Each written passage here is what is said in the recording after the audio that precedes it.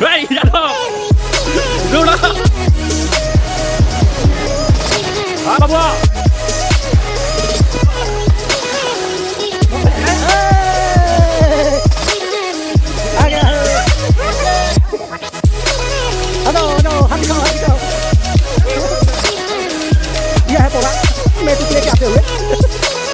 একোলেণ্ডলৈ যাওঁ বোলো। এয়া সহকৰ্মীহঁতে আজি গুৱাহাটীত থকা একোলেণ্ডলৈ আহিছোঁ আৰু একোলেণ্ডৰ পৰিৱেশটো দেখুৱাম আৰু গুৱাহাটীত থকা যিবিলাক ফুৰিবলগীয়া ঠাই আছে তাৰ ভিতৰত এটা ৰোপৱেটো যোৱাও দেখাম। এয়া আজি একোলেণ্ডৰ ভিতৰত আমি কেনেকৈ ফূৰ্তি কৰিম, কি আছে একোলেণ্ডৰ ভিতৰত সকলোখিনি দেখাম। আৰু বহুতেই দেখিছে একোলেণ্ড আৰু যিসকলে দেখা নাই, যিসকলে নাজানে সেইসকলৰ কাৰণে ভিডিঅ'টো যিখিনি দেখাব পাৰোঁ আপোনালোকক দেখাই যাম। আজি এনেকৈয়ে সহকৰ্মী 5জন বন্ধুৰ সৈতে দ্বিতীয়বাৰৰ বাবে গুৱাহাটীৰ ৰাণী ৰোডত থকা একোলেণ্ডলৈ বুলি ওলাই আহিছোঁ। ভিডিঅ'টোৰ দৃশ্যবোৰৰ সমান্তৰালভাৱে মই আপোনালোকক একোলেণ্ডৰ বিষয়ে কিছুমান তথ্য দি যাবলৈ চেষ্টা কৰিম।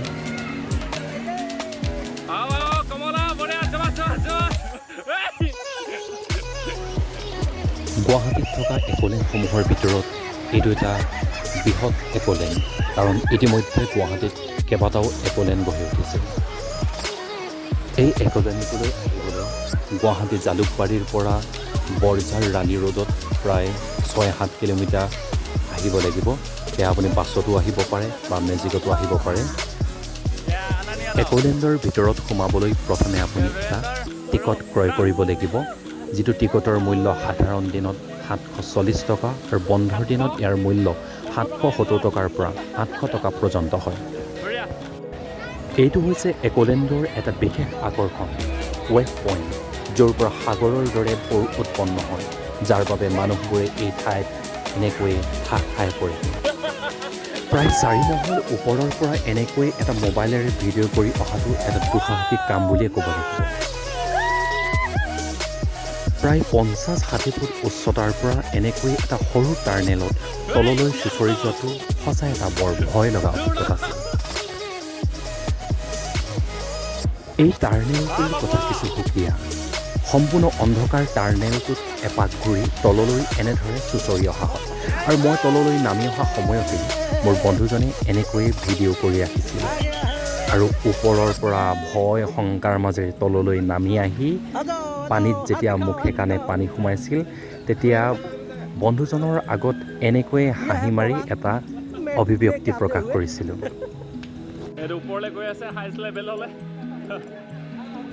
এইটো হৈছে একোলেণ্ডটোৰ মষ্ট এডভেঞ্চাৰ পইণ্ট, য'ৰ পৰা 3টা টাৰ্নেল ওলাই গৈছে।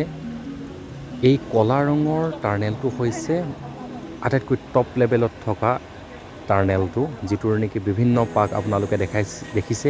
এইটো মই ভিডিঅ' দেখাম, ইয়াৰ মাজেৰে অহা ভিডিঅ'টো মই দেখাম। এইটো এটা হৈছে সুকীয়া টাৰ্নেল। এইটোত কেনেকৈ আহে মই তাৰ ভিডিঅ'টো দেখাবলৈ চেষ্টা কৰিম আপোনালোকক।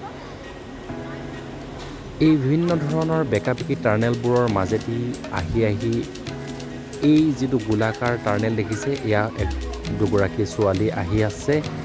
মাজত যেতিয়া আহি থাকে তেতিয়া ভালেই লাগে, যেতিয়া আহি পিনি এই অংশখিনি পায়হি তেতিয়া কিন্তু পিছফালে এটা সাংঘাতিক খুন্দা খায়, আৰু এনেকৈ নামি যেতিয়া অন্তিম স্থান পায়হি তেতিয়া স্বস্তিৰ নিশ্বাস এনেকৈয়ে পেলায়।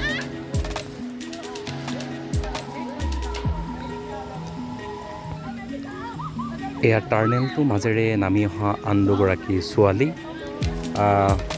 উল্লাস ভয় দুয়োটাৰ মাজতেই চিঞৰবিলাক ওলাই আহে এনেকৈয়ে। এয়া খুন্দা বোজা খাই পিনি তেওঁলোক আহি তলৰ পাইছেহি। এইবাৰ গৈ ময়ো মষ্ট এডভেঞ্চাৰ পইণ্টটো গৈ পালোঁগৈ, য'ৰ পৰা তললৈ টাৰ্নেলেৰে চুঁচৰিবৰ কাৰণে এইসকল এনেকৈ শাৰী পাতি ৰৈ আছে। এইবাৰ একোলেণ্ডৰ ভিতৰত থকা আটাইতকৈ দীঘলীয়া যিটো টাৰ্নেল আৰু যিটো আটাইতকৈ টপ লেভেলত আছে, সেই টপ লেভেলত থকা টাৰ্নেলটোৰে সৈতে তললৈ চুঁচৰিবৰ বাবে মই আৰু বন্ধু কমল এনেকৈ সাজু হৈছোঁ, আৰু ইয়াৰ ভিতৰৰ দৃশ্যটো অভিজ্ঞতাটো বন্দী কৰিবৰ বাবে কেমেৰাটো টানকৈ ধৰি লৈছোঁ।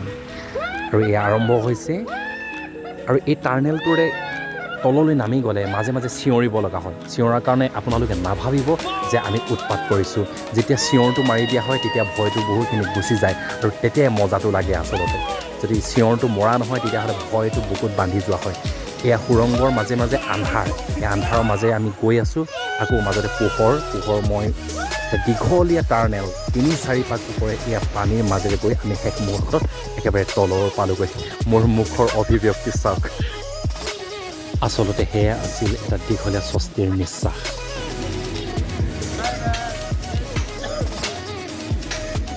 টাৰ্নেল পইণ্টকেইটা শেষ কৰি এইবাৰ আমি তললৈ নামি আহিছোঁ এইবাৰ যাম আমি 12 পইণ্টলৈ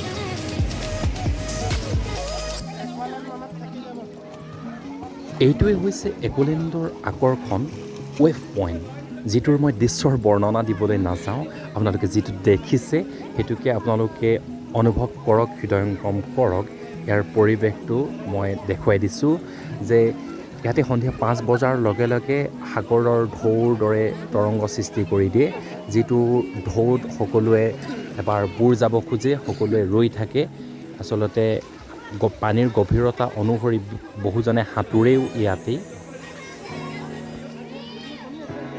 পাছফালে এয়া জাহাজ আকৃতিৰ এটা ডাঙৰ মেচিন য'ৰ পৰা ৱেভ অৰ্থাৎ সাগৰৰ তৰংগৰ দৰে ঢৌ সৃষ্টি কৰি দিব সেই ঢৌত সাগৰৰ পাৰত সাঁতুৰিলে যি ধৰণৰ মজা পোৱা যায় সেই মজা ল'বলৈকে সকলো এনেকৈ খাই থাকে ৰৈ থাকে আৰু সন্ধিয়া 5 বজাৰ লগে লগেই এই ঢৌ এৰি দিয়ে এয়া সন্ধিয়া 5 বজাৰ লগে লগে ঢৌ এৰি দিলে আৰু সকলোৱে ঢৌত উঠি ভাহি গৈছে সাগৰ পানীত সাঁতুৰিলে যি ধৰণৰ অনুভৱ হয় সেই অনুভৱ ইয়াতে হয় এইটো এটা ডাঙৰ মেচিন ইয়াৰ এই ৰঙা ৰছী এডাল দি থৈছে সেইডালৰ ইফালে যাব নোৱাৰে সেইফালে গ'লে বিপদজনক হ'ব পাৰে গতিকে ক্ৰমে সেইফালে গভীৰতাও যথেষ্ট থাকে এই ঢৌতেই সকলোৱে সাঁতুৰিবৰ কাৰণে এটা সাগৰৰ পাৰৰ মজা ল'বৰ কাৰণে সকলো ৰৈ থাকে এনেকৈ এইটোৱেই আছিলে একোলেণ্ডৰ মষ্ট এট্ৰেক্টিভ ৱেভ পইণ্ট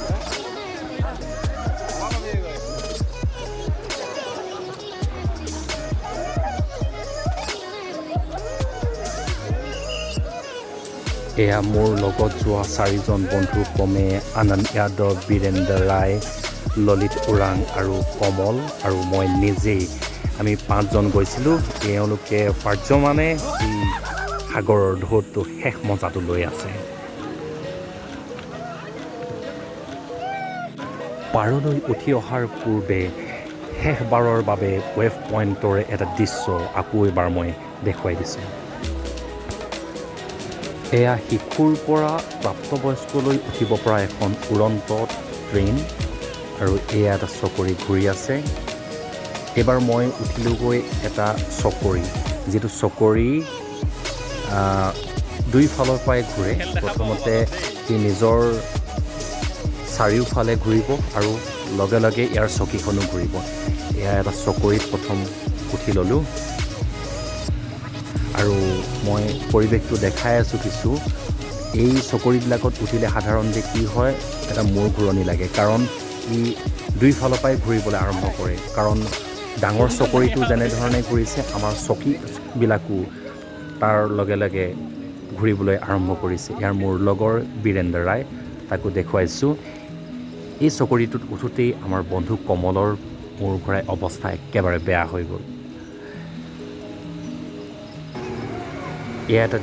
এইটো চকৰিৰ পাছতেই মই এটা ডাঙৰ চকৰিত উঠিবলৈ দৌৰি গ'লোঁ আৰু এইবাৰ এইটো চকৰিত উঠিলোঁ আমাৰ কোনো লগৰ এইটো চকৰিত উঠিবলৈ সাহস নকৰিলে আৰু মই লগালগ গৈ এইটো চকৰিৰ পাছতেই এইটো চকৰিত উঠিলোঁ এইটো এটা সাংঘাতিক ডাঙৰ চকৰি যিটো চকৰিয়ে বহুত ওপৰলৈকে উৰুৱাই লৈ যায় এই শিকলিবিলাকৰ সৈতে আমাৰ চকৰিটো এটা ডাঙৰ পৰিসৰত ঘূৰিবলৈ আৰম্ভ কৰে মই সমগ্ৰ দৃশ্যটো দেখাইছোঁ ইয়াত মোবাইল ধৰি ভিডিঅ' কৰাটো ইমান সহজসাধ্য নহয় কিন্তু মই বহুত বুকুত সাহস বান্ধি হ'লেও ভিডিঅ'টো কৰি ৰাখিছোঁ যাতে মই ভিডিঅ'টো যাতে দেখুৱাব পাৰোঁ সেইবাবেই মই ধৰি ৰাখিব চেষ্টা কৰিলোঁ ভয় কিন্তু যথেষ্ট লাগিছিলে কাৰণ ইমান ওপৰেৰে সৈতে চকৰিটো যেতিয়া ঘূৰে তেতিয়া নিশ্চয়কৈ ভয় লাগিবই সকলোৰে আৰু মই দেখাইছোঁ চকৰিটো কাৰণ এবাৰ ওপৰলৈ যায় চকৰিটো এবাৰ তললৈ আহে অৰ্থাৎ একেটা লেভেলত ঘূৰি নাথাকে এয়া ডাঙৰ চকৰিটো মই কেমেৰাটো ঘূৰাই দিছোঁ ওপৰ ফাললৈ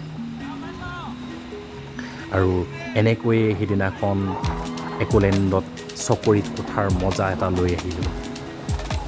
এয়া সকলোৱে চকৰিটোত উঠিছে যিমান উৎসাহেৰে, কিন্তু সিমানে ভয়ত মাজে মাজে চিঞৰিছোঁ। চাওক কিমান এটা ডাঙৰ চকৰি।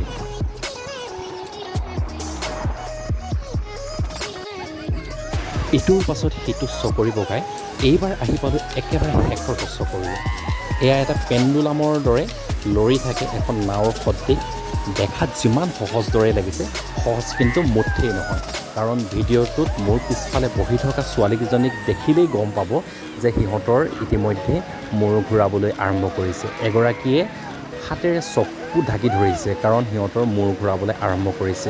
আমাৰো যথেষ্ট ভয় লাগিছে বা আমাৰো অলপ অলপ মূৰ ঘূৰাবলৈ আৰম্ভ কৰিছে, কাৰণ ইটোৰ পাছত সিটোৰ চকৰি উঠি উঠি মোৰো অলপ মূৰ ঘূৰাবলৈ আৰম্ভ কৰিছিলে। পিছফালে ছোৱালীকেইজনীক দেখিলেই গম পাব সিহঁতৰ মূৰ ঘূৰাবলৈ আৰম্ভ কৰি দিছে। আৰু আমিও, মই আৰু মোৰ কাষত আছে বীৰেন্দ্ৰ ৰায়, আমাৰো যিটো ভয় লাগিছিলে সেই ভয় ভাৱটোৰ কাৰণে হাঁহিছোঁ, মাজে মাজে চিঞৰি দিছোঁ। কিন্তু মজাও লাগে যেতিয়া ওপৰৰ পৰা তললৈ হঠাৎ নামি গুচি আহে, তেতিয়া কিবা এটা নোহোৱাৰ দৰে লাগে। আৰু পিছফালৰ ছোৱালীকেইজনীয়ে দেখিছে যে সিহঁতৰ যথেষ্ট মূৰ ঘূৰাবলৈ আৰম্ভ কৰি দিয়ে। সেয়া এনেকৈয়ে পেণ্ডুলামৰ দৰে ই দুলি থাকে, বহুত ওপৰলৈকে এই চকৰিটো গুচি যায়।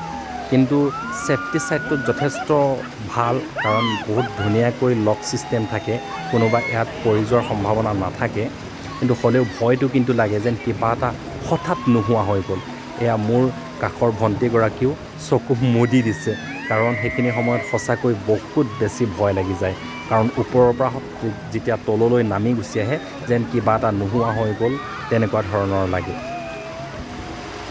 চকৰিটো দুলি থাকোঁতে বহুতেই ৰখাই দিবলৈ অনুৰোধ কৰিছিল যদিও সেয়া কিন্তু ৰখাই দিয়া নহ'ল। আৰু এনেকৈ শেষলৈ দুলি দুলি আমিও একোলেণ্ডৰ পৰা বিদায় মাগিলোঁ। এইবাৰ আমি আহি পালোঁহি গুৱাহাটী কাছাৰীঘাটত থকা ৰোপৱেটো। এই ৰোপৱেদি গুৱাহাটীৰ উত্তৰ পাৰ আৰু দক্ষিণ পাৰ সংযোগ হৈছে, অৰ্থাৎ যাতায়াতৰ এক সুচল ব্যৱস্থা। এয়া হৈছে ব্ৰহ্মপুত্ৰৰ মাজত থকা উমানন্দ মন্দিৰ, যিটো পৃথিৱীৰ ভিতৰতে আটাইতকৈ সৰু নদীদ্বীপ বুলি যাক জনা যায়। এই নদীদ্বীপটো এই ৰোপৱেদি ব্ৰহ্মপুত্ৰৰ মাজত থকা উমানন্দ মন্দিৰ মাজেদি এই ৰোপৱেটো আগবাঢ়ি গৈছে। আমি প্ৰথমে গুৱাহাটীৰ দক্ষিণ পাৰৰ পৰা উত্তৰ পাৰলৈ গ'লোঁ। আগতে এনেধৰণৰ যাতায়াত ব্যৱস্থা আমি দাৰ্জিলিং ধৰণৰ ঠাইত দেখা পাইছিলোঁ, কিন্তু এয়া শেহতীয়াভাৱে আমাৰ অসমৰ গুৱাহাটীলৈকো আহিছে। গতিকে সেই সুবিধাটো কি বা কেনেকুৱানো লাগে ৰোপৱেত গৈ, সেই মজাটো ল'বৰ কাৰণে আমি উঠিছিলোঁ। এয়া এটা বিপৰীত দিশৰ পৰা আহি আছে, দেখাত সৰু দৰে লাগিলেও কিন্তু এই ৰোপৱেদি 18-20জন মানুহ ইফালৰ পৰা সিফাললৈ গৈ থাকে। এয়া হৈছে আমি বৰ্তমান আহি পাইছোঁহি উমানন্দ মন্দিৰ ওপৰেদি আমাৰ ৰোপৱেটো গৈ আছে। আৰু ইয়াৰ মূল্য হৈছে এবাৰ এফালৰ পৰা উত্তৰ পাৰৰ পৰা দক্ষিণ পাৰলৈ গ'লে 100 টকা, আৰু দক্ষিণ পাৰৰ পৰা উত্তৰ পাৰলৈ ঘূৰি আহিলে আৰু 100 টকা। ভিডিঅ'টো শেষৰলৈকে চাই থকাৰ বাবে আপোনালোক সকলোকে ধন্যবাদ জনাইছোঁ।